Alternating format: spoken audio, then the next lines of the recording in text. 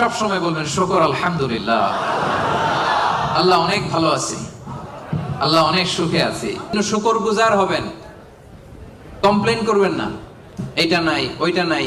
কিন্তু কত কিছু যে আল্লাহ দিয়েছে ওইটা লিস্ট করলে লিখেও শেষ করতে পারবো না, ঠিক কিনা?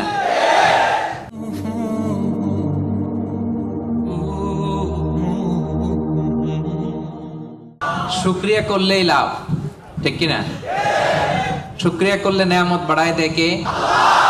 না শুকরি করলে শাস্তি দেয় কে? আল্লাহ বলেন লা ইন শাকারতুম লা আযীদান্নাকুম, যদি নেয়ামতের শুকরিয়া করো আমি আল্লাহ নেয়ামত আরো বাড়ায় দিব। বেতন 2000 রিঙ্গিট, এটারে 3000 বানাই দিতে পারে কে? পারে না উনি? ওনার ধনভাণ্ডারে কমতি আছে? আল্লাহ বলে এই বানি আদম লাউ আন্না আউওয়ালাকুম ওয়া আখিরাকুম ওয়া ইনসাকুম ওয়া জিন্নাকুম কামু আলা সাঈদিন ওয়াহিদ